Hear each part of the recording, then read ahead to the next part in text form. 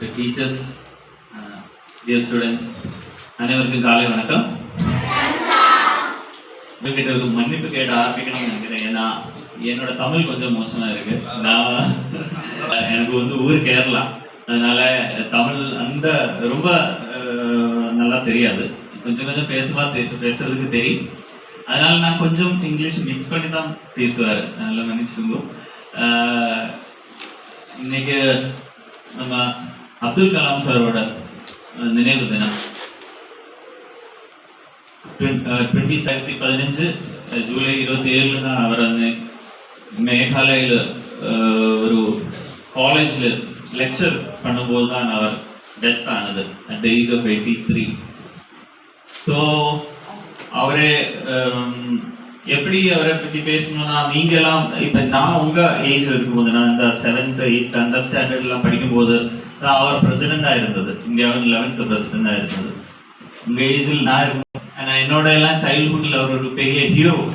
ஏன்னா பிரசிடென்ட் ஆனதுக்கப்புறம் எல்லா ஸ்டேட்ஸ்லையும் விசிட் பண்ணுவார். அவர் எந்த ஸ்டேட்ஸில் விசிட் பண்ணாலும் அவர் ஸ்டூடெண்ட்ஸு கிட்ட கண்டிப்பாக ஒரு இன்ட்ராக்ஷன் அவங்களுக்கு இருக்கும்.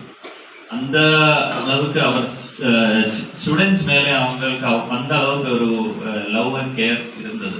எங்கே போனாலும் சில்ட்ரன் கிட்ட ஒரு இன்டராக்ஷன் பண்ணிதான். அதனால அவரோட அந்த ஆனர் படிதான் இந்த வேர்ல்டு ஸ்டூடெண்ட்ஸ் டே அவரோட பர்த்டே. என்னைக்கு பிறந்ததான் அப்துல் கலாம் சாரோட பிறந்தநாள். இன்னைக்கு நிறைய பேர் சொன்னீங்க.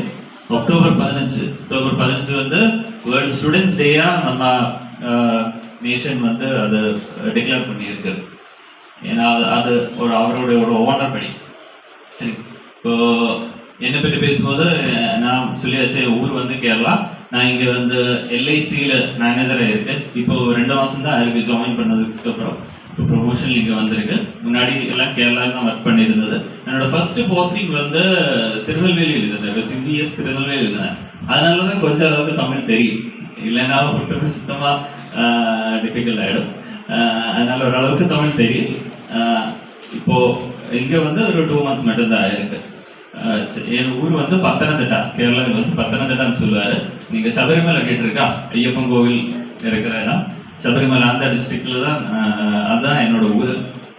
இப்போ எல்ஐசி பற்றி குறையும் போது இது இந்தியாவில் லைஃப் இன்சூரன்ஸ் கொடுக்கறதா 24 கம்பெனிஸ் இருக்கு.